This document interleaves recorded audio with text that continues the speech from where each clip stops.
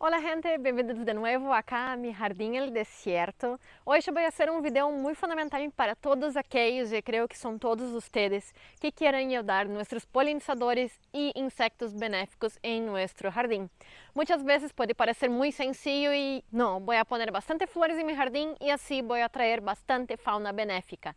Pero nosotros olvidamos un poco de la evolución y que cada animal necesita específicamente. Por eso en este video voy a traer un poquito más sobre la evolución que las plantas sufrieron para atraer sus polinizadores, bien como que los insectos tuvieron que mudar en su vida para conseguir alimentarse y sobrevivir utilizando la fuerza de nuestras flores. Quédense acá en este capítulo conmigo, Samantha Klein, soy bióloga, y bienvenidos a mi jardín del desierto.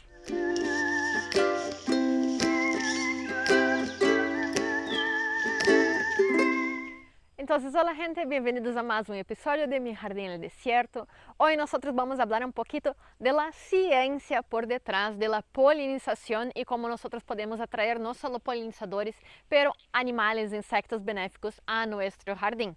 Algunos pueden hasta pensar que yo estoy destruyendo un poquito la magia del jardín, pero yo creo que cuanto más nosotros comprendemos, más nosotros vemos que es increíble la evolución y cómo las cosas en la naturaleza funcionan. Por eso hoy yo voy a traer entonces un poquito más sobre esa correlación evolucional entre los insectos y nuestras flores. Más que todo sobre el néctar y el polen y nuestros insectos. Nosotros tenemos que comprender que esa evolución tardó millares y millares de años, o sea que esa conexión es muy específica y evolucionó de una forma increíble. Pero tenemos que comprender que ese es un intercambio de energía. Cuanto más optimizada ella sea, más va a ser benéfico para ambos. Nuestras plantas van a conseguir polinizarse mucho más fácilmente, van a conseguir reproducirse sexualmente y nuestros insectos van a conseguir mucha más energía también para reproducirse y conseguir completar su ciclo vital.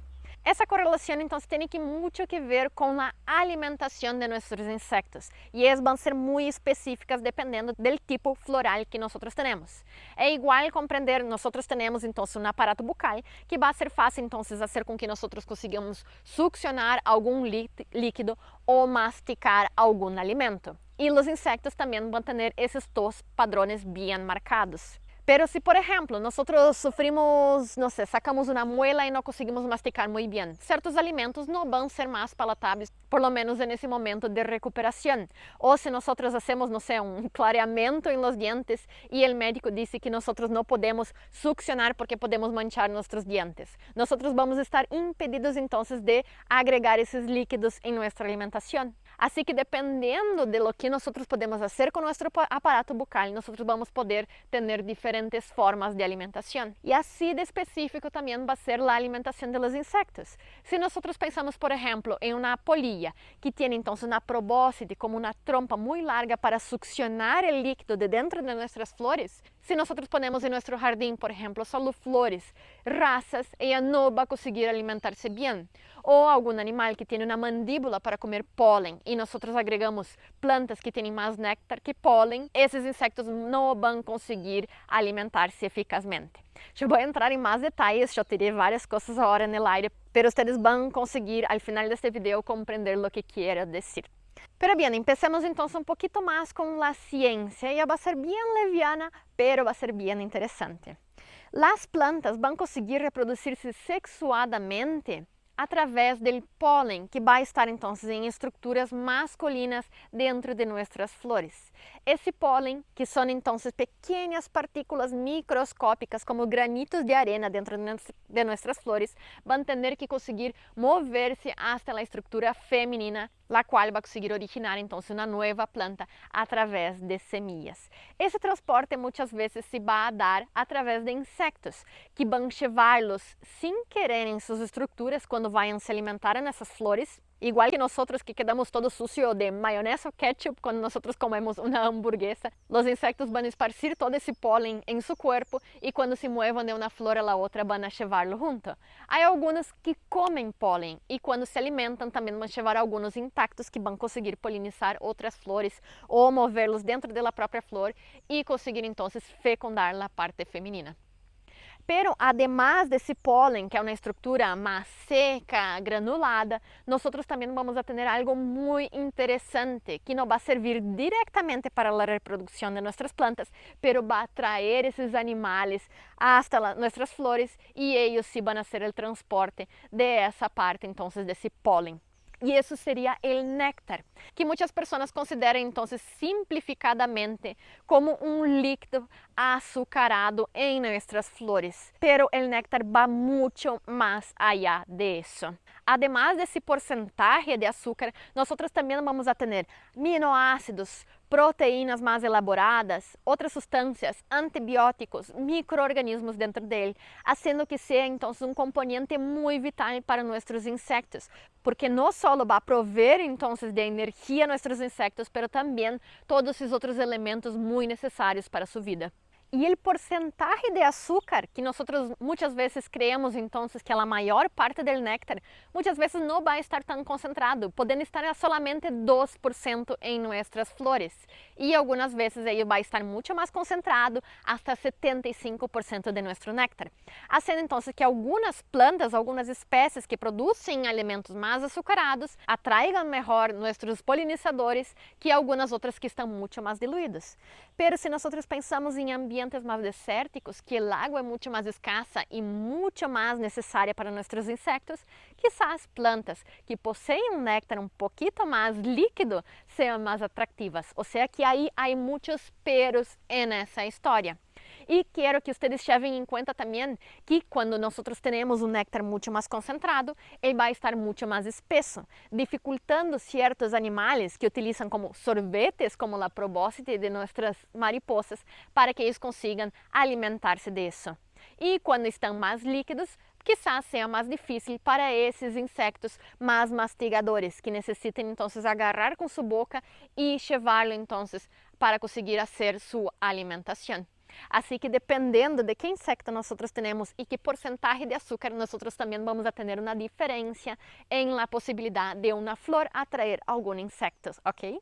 Pero então, se começamos a pensar nessas pequenas coisas que eu já disse, nós vamos a perceber que nem todas as flores vão atrair todos os tipos de insecto. Igual que nem todas as pessoas vão conseguir alimentar-se da mesma coisa, dependendo de como está sua funcionalidade da boca. Há alguns insectos, então, que vão ser muito mais propensos a alimentar de certas flores que têm, então, tanto o pólen como o néctar mais visíveis e fáceis de acessar. E aí nós já podemos começar a pensar em algumas diferenças de necessidades de nossos insectos. Acá, por exemplo, nós temos cosmos, que ele tem então o pólen e o néctar bem visíveis e em uma estrutura bem rasa para nossos polinizadores, facilitando então que, por exemplo, nossas abejas consigam acessar esse néctar. Sendo possível então que nossas abejas, por exemplo, consigam acessar esse material, igual que os sílfidos, que são parecidos então com as vespitas chiquititas em nosso jardim. Eu vou deixar acá o link para o vídeo específico de los sílfidos, que são um dos maiores polinizadores que nós temos, pero muito pouco compreendidos e conhecidos em nosso jardim. Pero se nós pensamos em plantas como, por exemplo, as sálvias, que têm essas estruturas muito mais alongadas, nós vamos a ver que vai ser impossível o acesso a esse néctar que está acá em la base por nossos sílfidos e abejas. Pero nossos picaflores vão sentir-se muito atraídos por elas, porque seu aparato bucal, seu pico, vai então conseguir acessar essas zonas muito mais profundas. E aí vem uma parte muito interessante da evolução das plantas. Elas puseram o néctar allá em la parte mais profunda, pero o pólen não está aí. Quando o pico do picaflor se introduzca em la flor, la frente de sua cabeça vai tocar essas pequenas estruturas acá em la punta, la qual comportam o pólen. Assim que, mientras ele se alimenta do néctar, o pólen vai quedar na frente de sua cara, fazendo que quando ele se transporte para outra flor para continuar alimentando-se, esse pólen consiga então acessar a estrutura feminina de outra flor, transportando então esse pólen e fazendo então uma polinização cruzada. Assim que nós já podemos perceber várias coisas. A quantidade de néctar que nós temos em nossas flores vão a ser as mais atrativas ou não a nossos insectos, bem como a quantidade de pólen, se é isso do que eles consumem, e também a acessibilidade de nossas flores. Si el polen y el néctar no están accesibles, no va a ocurrir una polinización y tampoco nuestros insectos van a ser atraídos por las flores.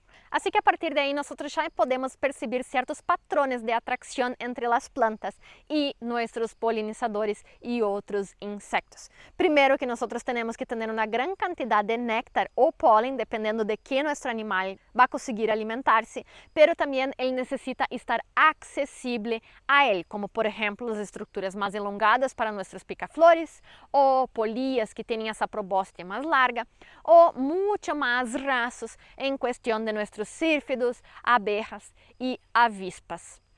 Pero además de la accesibilidad en la cual va a estar nuestro polen y nuestro néctar, va también a ser la accesibilidad para que nuestro insecto consiga deslocarse y posar o accesar ese material. Como ustedes saben, nuestros picaflores funcionan como un helicóptero, consiguiendo quedar parados en el aire para conseguir beber de nuestras plantas. Así que ellos no van a necesitar un local para aterrizar para conseguir alimentarse, pero otros sí, como por ejemplo nuestros escarabajos y muchas de nuestras abejas, las cuales van a querer entonces una pista para posarse y así conseguir alimentarse. Como por ejemplo ese trigo sarraceno, que tiene una estructura bien firme, consiguiendo comportar bastante peso y así el animal va a conseguir posar, como por ejemplo un escarabajo, para conseguir alimentarse de ese polen, de ese néctar de la flor. Y también pensando en la accesibilidad de ese material para nuestros insectos, nosotros vamos a tener una diferenciación entre flores simples y flores compuestas. Las flores simples son más parecidas con nuestras cíneas que normalmente vemos. Ellos van a tener entonces los pétalos alrededor y la parte central que comporta el néctar y el polen bien visibles, haciendo con que nuestros insectos consigan accesarlo de forma muy sencilla. Pero también lo que va creciendo mucho en los últimos tiempos son la búsqueda por flores compuestas o flores dobles, las cuales tienen demasiados pétalos y muchas veces el néctar y el polen quedan escondidos al medio de ellos. Así que quede demasiado escondido para que nuestros insectos consigan entonces accesarlo, haciendo que la planta no consiga reproducirse bien, dejando nosotros con mucho menos semillas viables, pero también que nuestros insectos, aunque nosotros tengamos un jardín abundante en flores, que no consigan alimento, dificultando mucho sus vidas. Así que siempre cuando vayamos buscar ejemplares de flores en nuestro jardín, siempre intentemos optar por flores más abiertas, como los viantos, las cíneas o las dalias no dobradas, que tienen el polen más accesible. Y intentemos buscar menos entonces las flores dobles, que tienen muy escondido entonces tanto su polen como su néctar. Bien, ¿y acuerda lo que yo había dicho sobre el porcentaje de azúcar y cuán disolvido él va a estar en nuestras flores? Pues bien, las plantas que son de climas más tropicales, como nosotros vemos los girasoles, ellos van a tener una gran cantidad de azúcares, pero como ellos florecen en las temporadas más calurosas, ese azúcar va a conseguir quedar más líquido, facilitando mucho la vida de nuestros succionadores, visto que esse açúcar vai derretir-se e quedar então de uma forma não tão gruesa para que nossos insectos consigam absorvê-lo. Já plantas que têm um ciclo em temperaturas mais bajas, eles vão ter uma muito maior quantidade de água que açúcares, visto que o açúcar não teria uma grande solubilidade nessas temperaturas mais bajas, fazendo que nossos polinizadores não quedassem tão atraídos por eles. Muito interessante, não? Además, hay otra cosa muy interesante que nosotros vemos entonces en la evolución de las plantas para conseguir atraer nuestros polinizadores. Si ustedes ven, por ejemplo, la flor del tabaco, ella es mucho más elongada, haciendo con que la mayoría de los polinizadores van a ser succionadores, como por ejemplo los picaflores y nuestras polillas que tienen la probóscide bien grande, haciendo con que se necesite que ese néctar esté mucho más disolvido para facilitar entonces que ellos consigan alimentar-se. E há uma correlação entre a solubilidade e a liquidez desse material com o tipo de flor. Essas flores que são mais tubulares, elas vão dificultar bastante que nosso néctar se evapore, deixando ele muito mais condensado, facilitando bastante a vida de nossos polinizadores. Já as flores mais planas, como por exemplo esse del sambucus, vão ser frequentadas muito mais por lamedores, como por exemplo nossas abejas, fazendo com que facilite muito sua vida si esse néctar esteja mais concentrado. Flores mais planas têm mais evaporação, fazendo com que a concentração desses aminoácidos, proteínas e açúcares esteja muito mais acentuada. Assim que a evolução, em mais de uma forma, ajudou a nossos polinizadores a estarem compatíveis com nossas flores. Bien, ¿se acuerdan de nuevo de aquel video que yo hice sobre los metabolitos secundarios? Bien, los azúcares, lipídios, aminoácidos, proteínas no van a estar solo en formas simples y también bien compuestas que van a dar diferentes resultados en nuestros insectos. Bien, algunos de ellos van a ser componentes antibióticos que van a ayudar entonces a mantener la salud de nuestros polinizadores. El tabaco, por ejemplo, es uno de ellos que es muy interesante, teniendo antibióticos que van a ayudar, por ejemplo, nuestras abejas a quedarem mucho menos propensas a ataques fúngicos en nuestras colonias. Nosotros sabemos que as abejas hoje em dia sofrem por muitos lados, incluso algumas enfermedades que contaminam nossas colônias, fazendo com que elas quedem muito mais propensas então a enfermedades, como por exemplo as fúngicas. Os antibióticos encontrados nessa planta podem ajudar muito a controlar esse problema. Também outro metabólico secundário que nós vamos encontrar em outras plantas é a cafeína, que vai incitar esses animais a trabalhar muito mais rapidamente, visitando muito mais flores durante o dia. Isso vai ser bueno para nossos polinizadores porque vão conseguir muito mais alimento em menos horário laboral, pero também isso vai facilitar muito a vida de nossas plantas, porque quanto mais elas sejam visitadas durante o dia, mais intercâmbio de pólen nós vamos a ter. Se eles conseguem deslocar-se grandes distâncias, nós vamos a ter muito mais variabilidade genética, aumentando as chances de nossas plantas mutarem, facilitando então a possibilidade de sobreviver a cambios climáticos como nós estamos enfrentando hoje em dia. Pero bem, nós quedamos falando em pólen, néctar, e isso sempre nos remete a las flores. Pero ustedes sabiam que nem todo o néctar que nossas plantas produzem estão nessa parte floral? E muitas plantas, como as eufórbias, muitas rosáceas, muitas asteráceas, como nossos girasoles, as próprias rosas, algumas cactáceas, produzem néctar em outros tipos de estruturas, como por exemplo os botones florales, pero também as axilas de nossas hojas. Pero por que elas hariam isso se isso não vai facilitar sua reprodução, porque não vai haver pólen nessa estrutura? Bem, muitas vezes as plantas utilizam o néctar em outras formas para conseguir atrair os controladores biológicos de nosso jardim. Por exemplo, as rosas, elas são muito atacadas por áfidos, por pulgones, por ácaros, pero se eles conseguem atrair esses animais que se alimentam desses herbívoros, elas vão ter então um controle para que assim elas não perdam tanta energia tentando proteger-se ou compensar esse açúcar que eles perderam por causa desses succionadores. A maioria de nossos controladores biológicos, que são carnívoros, que vão alimentar-se desses pulgones, por exemplo, como as mariquitas, eles também vão necessitar complementar sua dieta, utilizando então essas proteínas de origem vegetal. Assim que se constantemente nossas plantas estão exalando esses compostos, esse néctar rico em aminoácidos, antibióticos, metabólitos secundários, açúcares, elas sempre vão estar atraindo nossos controladores biológicos, aunque aún não haya sido atacada por alguno desses herbívoros. Pero se elas conseguem atrair esses controladores antes que a plaga venga, quando solamente uma docena de pulgones cheguem em nossa planta, ela já vai estar protegida, fazendo com que seja muito eficaz perder um pouquinho de energia produzindo esse extra néctar, pero assim ter o problema controlado desde raiz. Pero também nós vamos encontrar uma linda relação entre plantas, principalmente do gênero de apiáceas, que seriam então os ápios, os eneudos, os hinojos, que dão essas florações blancas, com nossos animais parasitoides, como por exemplo as avispas. Esses insectos, em algumas etapas de seu desenvolvimento, bem como dependendo do sexo dele, vão alimentar-se tanto do néctar como do pólen de nossas flores, que vão necessitar então estar bem expostos, como por exemplo nesses racimos, para que assim consigam bastante alimento nessa etapa de seu desenvolvimento. Pero em outras, principalmente quando elas começam a reproduzir-se, ellos van a necesitar el cuerpo de otro animal para conseguir depositar sus huevos y que ellos tengan alimento.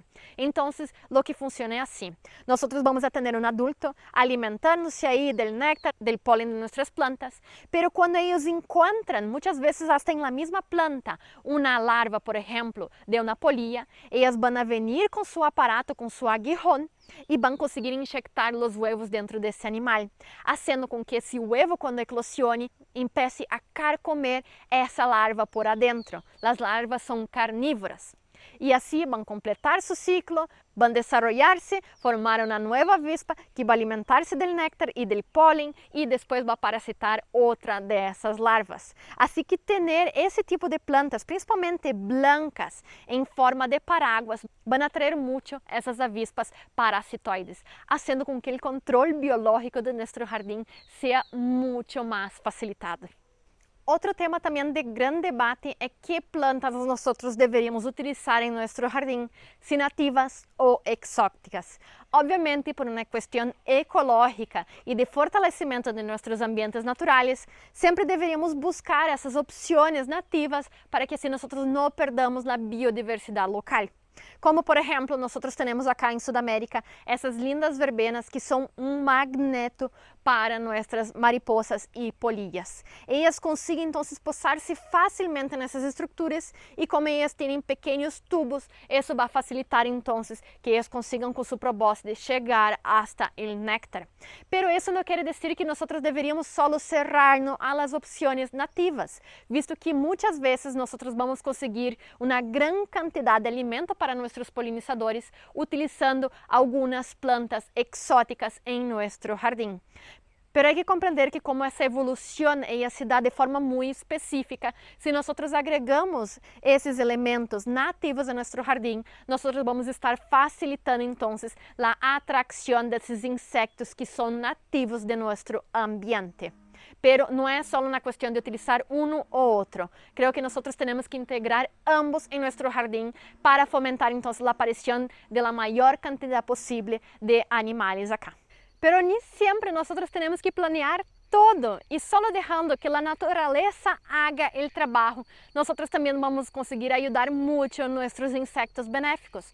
Como por exemplo acá al meio de mis frutales. Se nós deixamos todo prolijo e cortamos o césped todas as semanas, nós não vamos a ter o desenvolvimento de la floração de nossas malezas, a biodiversidade de nosso local. Pero se nós deixamos partes, então, nessas temporadas de abundante floração, como a primavera e verano, nós vamos ver o desenvolvimento de muita quantidade de pólen, que vai ser muito benéfico, haciendo que as malezas funcionem como um tapa-olhos, mientras nuestras florações, quizás de nuestras ciñas, rosas que nós sembramos em nosso jardim, aún não estão visíveis, quizás nuestras cotralárias, tréboles e outras plantas nativas já estejam produzindo uma grande quantidade de néctar e pólen, haciendo com que nossos polinizadores encontrem em uma diversidade de locais e também temporadas alimento.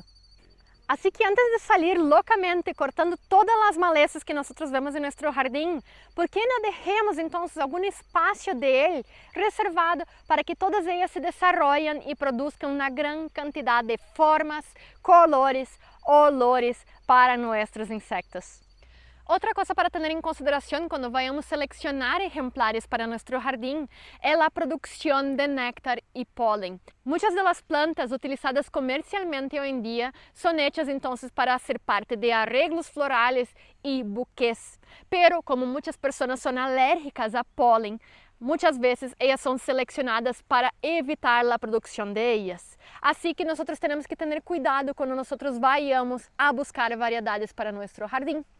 E como exemplo, nós podemos agarrar a hortênsia. A variedade mais comum de ela é da variedade macrófila, que possui então cabeças florales que têm uma grande quantidade de flores que são estériles, que não produzem nem néctar nem pólen, fazendo com que ela não seja muito útil para nossos polinizadores. Pero acá eu encontrei uma variedade paniculata e de verdade eu morri de amores quando la encontrei, porque quase todas as flores são férteis, produzindo uma grande quantidade de pólen e néctar para nossos polinizadores. Assim que a vezes alguma flor pode ser muito vislumbrante e parecer que ela vai atrair muito nossos polinizadores. Se elas são estériles, desafortunadamente não vão ser de grande utilidade em nosso jardim. Bien, y más un punto para tener mucho en consideración si ustedes están planeando hacer un jardín para atraer insectos benéficos es la no utilización de pesticidas. Porque si nosotros hacemos la atracción de ellos a través de nuestras flores, pero utilizamos pesticidas, nosotros vamos a estar ocasionando una trampa de la muerte para ellos. Ellos van a venir a alimentarse, pero van a morir intoxicados por esos elementos, haciendo con que su trabajo sea totalmente negativo para o meio ambiente.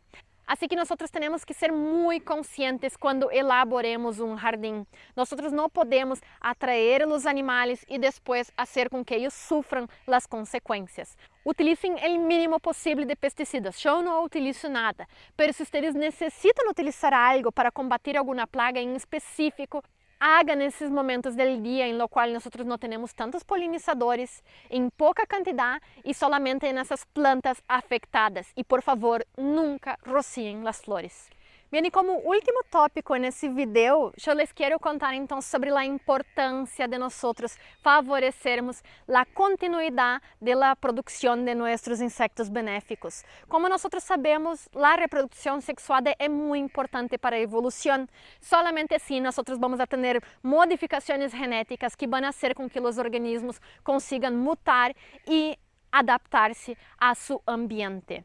Pero como nós estamos em um declínio constante de nossos polinizadores, hasta as plantas estão evolucionando para isso, fazendo com que elas sejam muito mais propensas a uma autopolinização que uma polinização cruzada, fazendo com que elas perdam muito a variabilidade genética. Isso ocorre porque hasta as plantas estão sentindo que elas cada vez menos podem depender desses polinizadores, que cada vez sofrem mais com os cambios climáticos, com a utilização de pesticidas e também a perda da biodiversidade. É muito importante que nós, como jardineiros, que vai atrair então esse ambiente natural ao meio das cidades ou ao meio de monocultivos, tenhamos eles em consideração. Minha gente, espero que haya sido produtivo esse vídeo e vocês sepam um pouquinho mais agora sobre como atrair a fauna em seu jardim, principalmente esses polinizadores e controladores biológicos. Espero que cada vez mais os jardins quedem mais coloridos, cheios de olores e também com diferentes formas. Se vocês têm mais alguma dúvida, por favor, comentem aqui abaixo e assim nós podemos discutir mais profundamente esse assunto. Les veo no próximo vídeo e tchau!